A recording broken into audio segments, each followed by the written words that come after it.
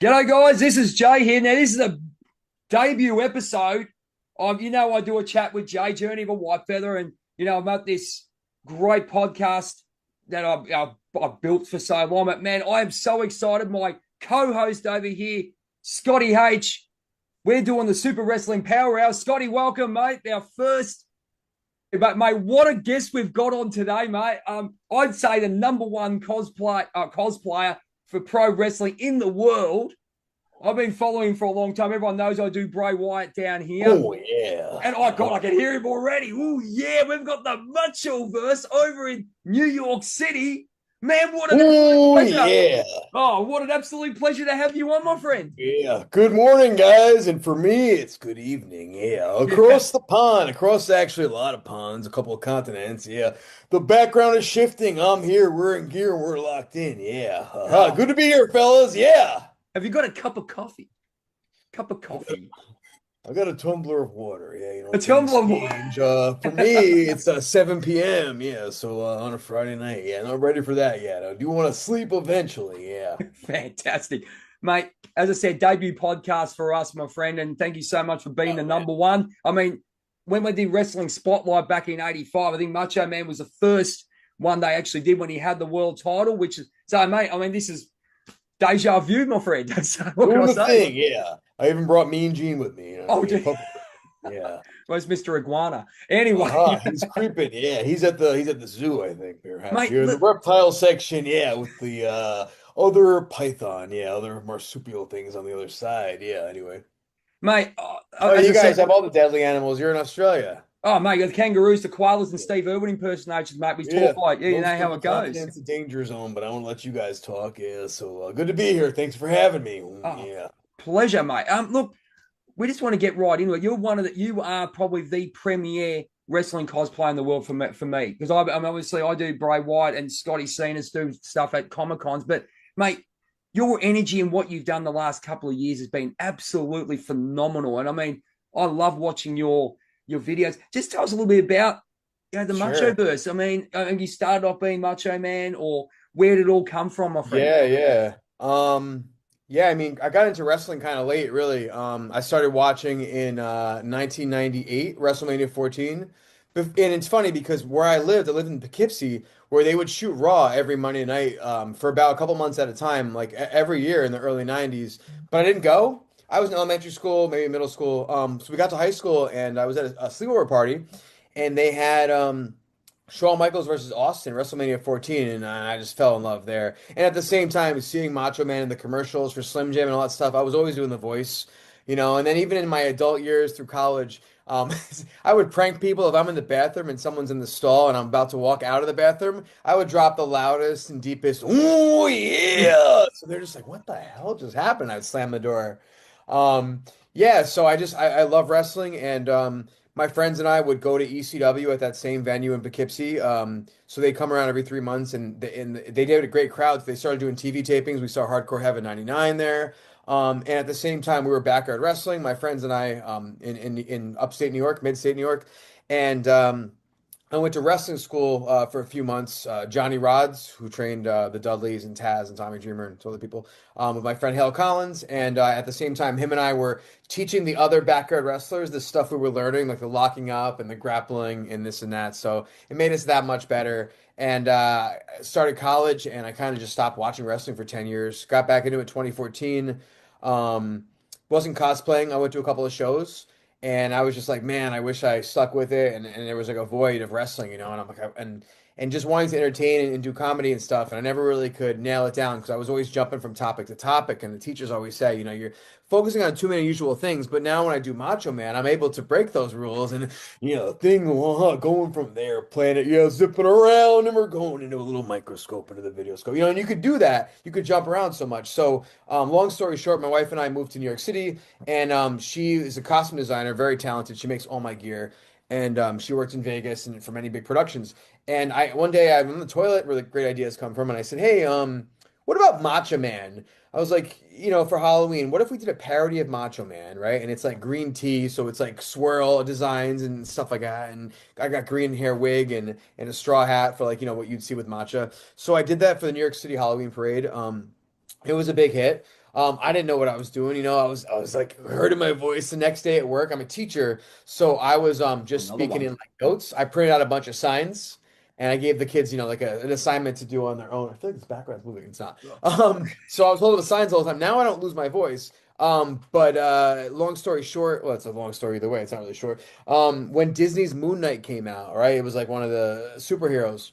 It had the season finale, and a friend of a friend of my wife said slow down. A friend of a friend wanted to do a parody of that called Macho Night. So he saw me sitting front row at TNA, same stadium that I grew up going to. And he said, "Would your friend want to be regular Macho Man as like a parody of Moon Knight?" So I did it. We took some pictures after, and I saw the pictures of me, and I was like, "Wow, I kind of look like Macho Man a little bit." And I said, I asked my wife, I said, "There's a Comic-Con coming up, my first one ever, at Brooklyn Comic-Con, smaller one in New York." And I said, "Would you mind making a couple Macho Man costumes?" She puts together NWO with the Lightning and the Madness one, and it was a big hit. I didn't break character the entire time. I didn't know a single person. Now when I go to Brooklyn Comic Con, I know like most people. So I've been doing this for a while. So I started going to wrestling shows as Macho Man, showing up at a Subway Mania thing as Macho Man, like in the crowd. And I started going to AEW shows as Macho Man again, and I met the Dusty Rhodes guy, Dusty Tribute. Went to Comic Con, met some more guys, Iron Sheik, Triple H, Camel Clutch, all those guys. So once I started writing ideas down and writing skits, and like trying to be more organized, it helped. You know what I mean? Like I had like a purpose for it. Before that, people would happen to get a video, and I'd be like, "Oh, can you send me that?" I wasn't really. I was just going and doing my thing. But I got more organized. Went to Italy. And my wife said, "Why don't you bring your bandana and glasses?" And I'm like, "I'm not doing that." I just had hit $3,000. I just hit 3,000. And she goes, "You regret it if you don't." So in my fanny pack, we're at the outside the Coliseum, and I got the bandana and the glasses. It's a regular pair of sunglasses. So I cut a promo as Macho Man. Oh, roads lead to madness. Yeah, I'm in the Coliseum. I'm ready to fight. Yeah, So we did that in front of the Leaning Tower of Pisa, and that was a hit. And then me and Dusty were hanging out for the first time. We're going to an indie show in New Jersey. And he said, "I'm going to pick you up from the train station and you start walking. Pretend that you're hitchhiking." So I was like, "All right." So I'm like, "Oh, I'm hitchhiking. Who's going to pick me up?" And he rolls down. He's dressed up as Dusty Rhodes. And we did a whole skit hitchhiking in WrestleMania. And then we put the Iron Sheik in there and some other guys. And it kind of went viral. And here we are. We went to WrestleMania, a bunch of us guys. And all weekend, people were like, "Oh, is it 2024?" And they're like, "Wow, man, I see your videos." And we're like, "Really?" Yeah, and like over and over, people are coming up, and we're like, it's the first time we knew that like our stuff was popular and people were actually watching it. And it was mind blowing. So here we are now, man. And I'm a teacher, and I got these costumes, and I'm just going to events, and just the glasses help me be confident and not worrying about stuff, and having fun. Mate, I tell you what, you're very, very similar to me. I'm a teacher too, and then also, um, I retired pro wrestler from Australia too. So Oh, that's right. yeah, so I did that. I don't make a big deal out of it, but I'll tell you what, like the big thing with cosplayers, I think we always fall into things, don't we? And as you said to you fell into this Yeah. Macho Man gimmick, and man, I'll tell you what, some of the skits, Scotty, what are some of the things that you? I mean, when you see Macho Man, we go back to the '85 side of thing, and I think Scotty and I were talking about the Miss Elizabeth thing. The Miss Elizabeth thing. Oh no, there's someone trying to call me. There we go. But Well, it's the Miss probably Ric Elizabeth Flair. thing. Yeah. I think it's Ric Flair taking over, doing those Doing AI things with Photoshop. Yeah, that's he's doing Photoshop. he's editing. I don't trust it. I don't think it's accurate or authentic. Yeah. Yeah. Absolutely. But the first one I saw of Macho Man, and I want to throw this, and Scotty and I were talking about when he came in '85. He probably gone back and looked at these things when he wanted to get a manager, and suddenly Miss Elizabeth comes out and Yeah. go, "Oh yeah!" So about you real quick about that. That's my hometown arena. That's where I grew up watching wrestling. Oh wow! So where he debuted, man, is where I'm going next Saturday to have my Summit of Peace with Crowbar. Yeah, similar to Crush in the 90s. And same arena too. Same arena where Macho Man and Crush had their Summit of Peace. When Crowbar flipped me over the front row as a fan, that was really close to the spot where Crush closed on Macho Man when after they shook hands and everything. Wow! So it's crazy. And I swear to you, when this crowbar spot happened, the crowbar incident happened, what I was wearing, I wore it because it was comfortable and it was a few pieces. When I watched the video the next day of Crush on the same arena on the same night, but 30 something years before that, Macho Man wore the same shirt and same pants and the same hat, and I was like, I happened to wear it. It was crazy. So it's the same arena, and it was both October 18th, but like decades apart, and the same. Wow! Amazing. So Scotty. yeah, going back there. So yeah, back to it. So when I was there a Yeah, couple shows ago, they were showing that on the big screen with Miss Elizabeth and Macho Man picking out a manager, and that's where it happened. So it's really historic to go back and do that. yeah. I just mate, Scotty, have you got a couple of questions for Mr. Machoverse, the best in the world?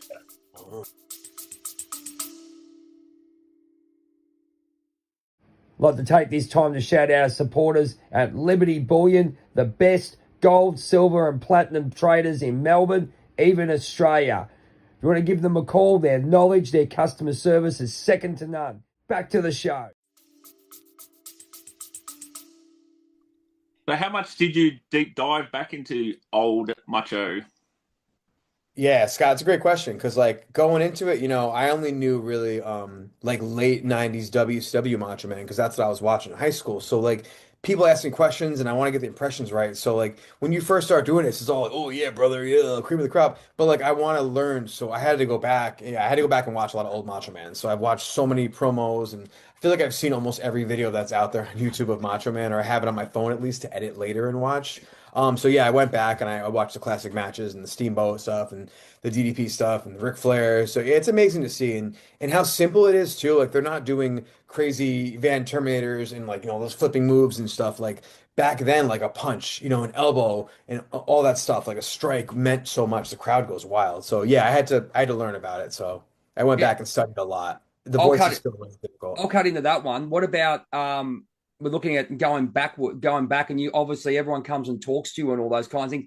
What would you say the biggest moment would be for that people remember? Especially you got people our age coming back in, going, I remember Macho Man, and everyone does. And look, at the end of the Yeah, day, there's a lot of stuff to say that he should have been number one in WWE, yeah, yeah. and that we'll go into that a bit later. But what are some of the main memories you get when they come talking? I mean, people come up and go, "Oh, Macho Man, what do you say?" Um, I get a lot of the cream of the crop promo. That's the iconic one. I am the cream, yeah, the cream of the crop. And there is no one that does it better than the Macho Man Randy Savage.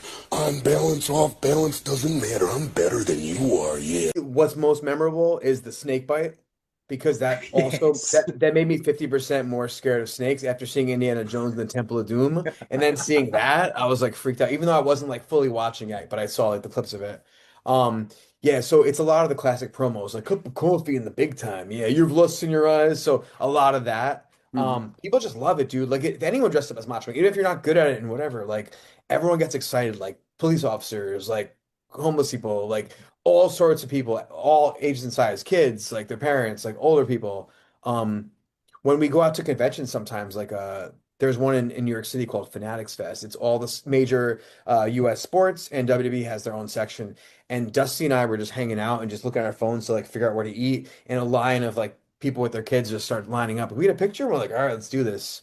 So yeah, people just So good. love Macho Man so much and the memories and his style and the interviews and just off the cuff and unhinged. So it's a great character to dress up as. People get so excited. Yeah, I think the one I was going to say the snake bite Tuesday in Texas, that was huge down here Yeah, too. We yeah. saw that. I mean, we know the backstory. He was a bit worried about being Yeah, devenomized and all it's a great those kind of story. things. But I mean, I met Tito Santana a couple of years ago, and he was talking WrestleMania 3. I think Scotty was there as well, and we were Yeah. saying that I just asked him, when you got that hot tag in at WrestleMania 2, when you went and beat the crap out of Danny Davis, and he just said, I've never heard anything like it. But that storyline, Ricky Steamboat versus Macho Man, what did that mean to you? I mean, you must have gone back and watched a fair few of Yeah, those promos. It's iconic. yeah, it's a perfect match. I've spoken to a lot of wrestlers that Macho Man worked with, and they just said how particular he is with every single spot. Like, Steamboat said that Lanny Poffo, Macho Man's brother, told him like after Randy had passed that you were the only person my brother trusted to call spots. Oh, Because I guess really? for a long time Macho kind of ran the show with how the match would go, I guess with a lot of people. And DiBiase told me the same thing after a photo op. I was like, "What can you tell about Macho Man?" And he was like, "Yeah." He was like, he was so organized with the matches, had to go over everything, and that's not for everybody. But the thing with him and his brother were that a lot of wrestlers, like the crowd can hear them talk to each other. Like if you see a John Cena match, so memorizing it is not for everybody, but for them, the purpose was to sell the match so that people wouldn't be like, oh, look, they're telling each other what to do. So if you know what you're doing already, it's more believable as well. Um, I think a big thing with that one there, I'll cut into Scotty too because he's been with the Australian wrestling scene a bit as well. You get to know people. I mean, I used to work with particular wrestlers myself, and we just Sure. knew what to do. And all Yeah. we did was, everyone knows you call your spots, but it's not even call your spots, but Yeah. behind the curtains, go, you're going to do this. Okay, get ready for the sit down power bomb. Right, Yeah. you're ready to take it. Doesn't matter what Right. happens. Right. Yeah. Scotty, what do you reckon, mate? What's your biggest Macho Man moment that you'd like to ask the Machoverse about? Oh yeah. The snakebite one is definitely iconic. It is. What about the wedding? Is that something that you're looking to recreate? Uh-huh. Well, it's funny. I never find it. I've never met a Miss Elizabeth that wasn't with a Macho Man, right? I've met like maybe one or two, and my wife would rather be like Mankind or Undertaker or like Roddy Piper. I got her to be when I was Macho Mouse at Disney World during I saw Halloween. that. That was Yeah, hilarious. she was Scary Minnie, so that was like Scary Sherry. So that was the closest we've gotten. That would be cool. I have a friend dressing up as Miss Elizabeth, I think, in an event in a couple of weeks. So we might do something doing that. But that's an iconic one as well. Yeah, will you marry me? And I was just watching the video from the bachelor party from that wedding, and hilarious, man. They have like a belly dancer, and she puts like the kind of like the Sultan hat on the Macho Man. And before we move on, so Ricky Steamboat, I got to meet him last year, and I made a fool out of myself.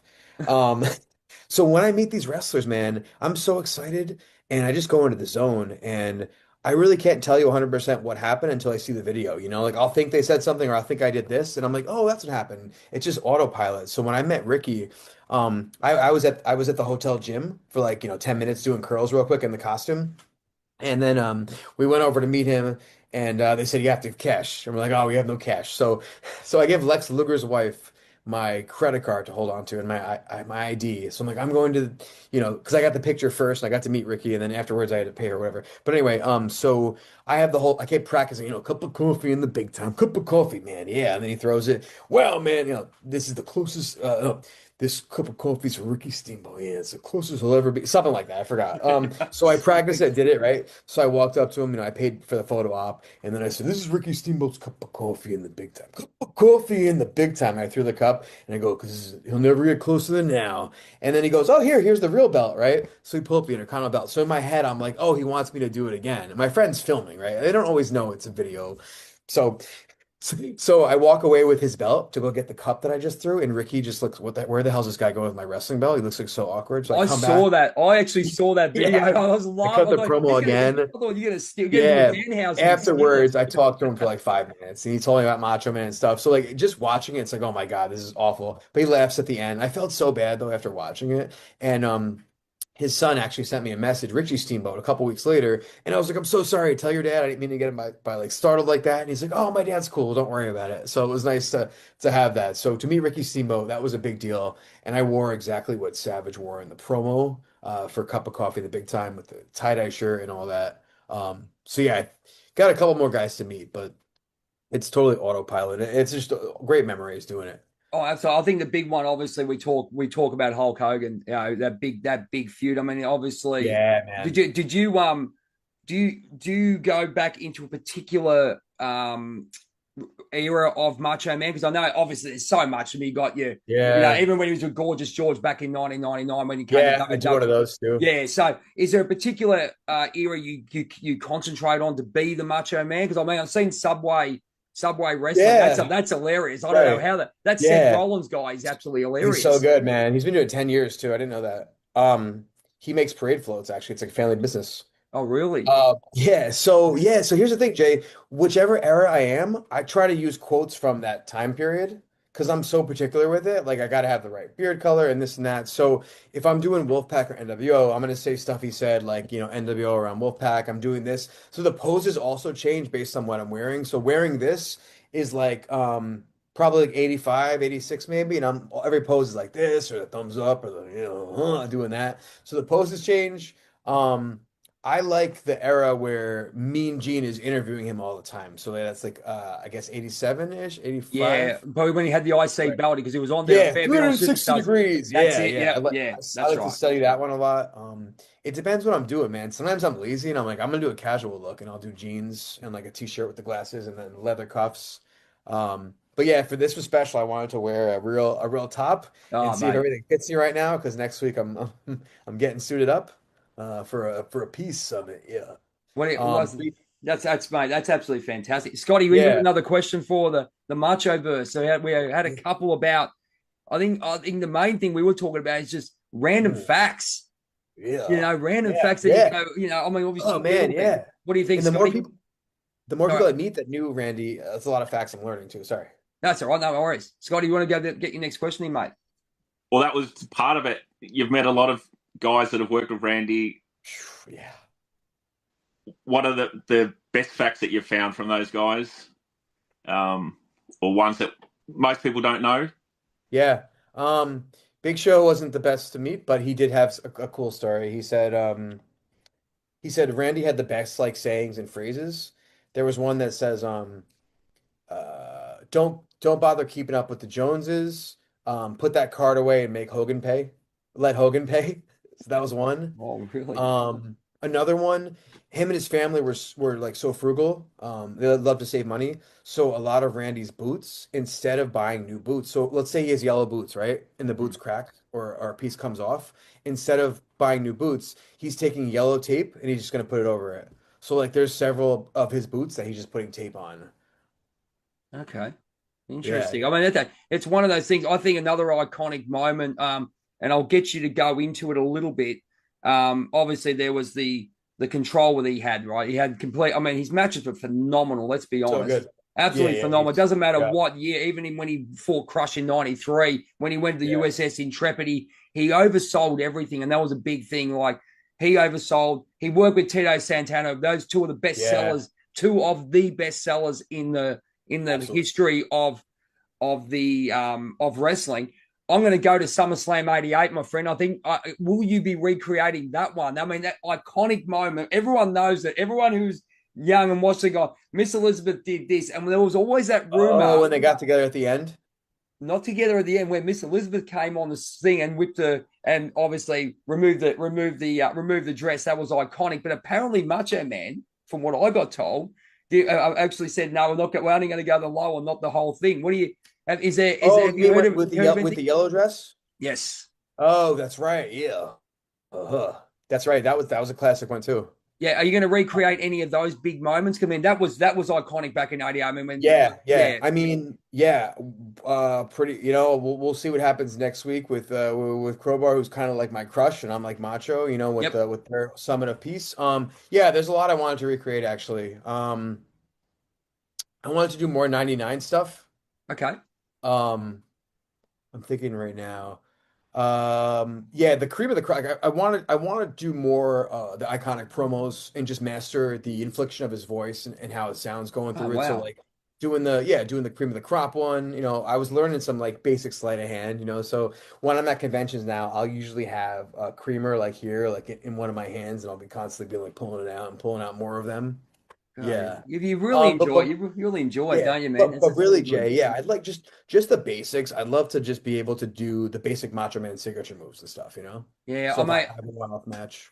absolutely. And I think the energy you've got, on these videos, man. I love them. And Scotty and I will always talk about, man. And everyone, like you talk to a wrestling fan down here, you say Machoverse. Oh, we know that guy. I go, Oh, mate, one of the nice. nicest guys you're likely to meet. I mean, obviously we met Oh, thank before. you. We've got about 5 minutes in this part to go, and we're going to get into some stories about who you've met and all those Yeah, yeah, things. that'd be great. Cool, Now we'll cool. do that That's in a good. part two. But Yep. what I want to do, the Miss Elizabeth Yeah. wedding we'll talk about. But what about the recreation of Sensational Sherry? Is that going to happen? That's gonna happen. Yeah, we're gonna do that next Comic Con. Oh, My okay, friend, cool. yeah, my friend did a really good sensational Sherry. And I was bone saw that day because I forgot it was like a Spider-Man meetup. So like it didn't really work. But next time I'll do Macho King, we'll match. And then I have another I won't say who, but a very famous women's wrestler that's retired now. We may do something like that with the Macho Man and Sherry. So, Oh, mate, as I said, so I stay sent you tuned those. for that. I sent you those videos. I'm in that Australian Motley Crue show, and I showed the boys. I Oh, said, that's yeah, great. I love it. imagine Macho Man with his Macho Man outfit coming in a Motley Announce you Crue thing. Yeah, guys. mate, imagine that coming out like that. That'd be sensational. Big fan of Aussie Floyd actually. Which one? Sorry. Aussie Floyd, Australian Pink Floyd show. Oh, that's right. You were saying. Sorry. Oh, they're so good. Today's David Gilmour's birthday. I've seen them twice, man. They are spot on. Oh, mate. And when you do tributes, yourself included, you got to be Yeah, spot on, yeah. my friend, don't you? I try, man. You know, the voice. Try. I used to the voice somewhat better, but like, yo, I had neck spasms for like 6 months when I first started doing it because I would like, really? you know, keep my neck stiff while I did it, like, you know. So I'm always trying to do different volumes and like before I would shout. Now I have a wireless mic, so I don't have to be so loud if I'm doing a video at a convention. But like the louder I get with my voice, it more sounds like my voice mixed with Macho Man. So it's a struggle. Yeah, I got good days, I got bad days. Yeah, but you know what? Doing podcasts, man, seeing myself in the mirror the whole time, it's a lot easier to do the impression and like, oh yeah, knowing where my fingers are, my hands are, what I'm doing, all the little movements. Yeah. So I try to be more whispery now as well. Thanks, man. Mate. You know what? Being a cosplayer myself, and Scotty and I go to go to Comic Cons all the time, and I've been involved the last 10 years. It's so cool to see just the passion and just the love, because you know whatever you've got going on outside of your life, you come in and put this costume on, just makes people happy. Yours are great too, man. I love it. Yeah, well, what we'll do, ladies and gentlemen, we'll go to part 2. We'll have a couple of minutes of the Macho Man can have a cup of coffee. If you want, actually not a cup of coffee, with some water. And we'll come back in a couple of minutes, and then we're going to get some stories about. As I've seen some reactions from these wrestlers, mate. Please ask. You and Dusty Rhodes are absolutely hilarious. Yes. He's got some mostly positive reactions too. Yeah. Oh, yeah, I saw it, man. Anyway, ladies and gentlemen, part 2 coming up in about a couple of minutes. So get ready, because the Machoverse is going to go anywhere. Don't go into the desert. Yeah, you might get bit by a Sasquatch that's holding a scorpion. Yeah, you never know. Fantastic, ladies and gentlemen. That's the thing with Macho Man, you can just say random stuff and it sounds like something he'd say in a promo. So it works. Oh, mate, this is the best character you can do, ladies and gentlemen. Yeah, it really is.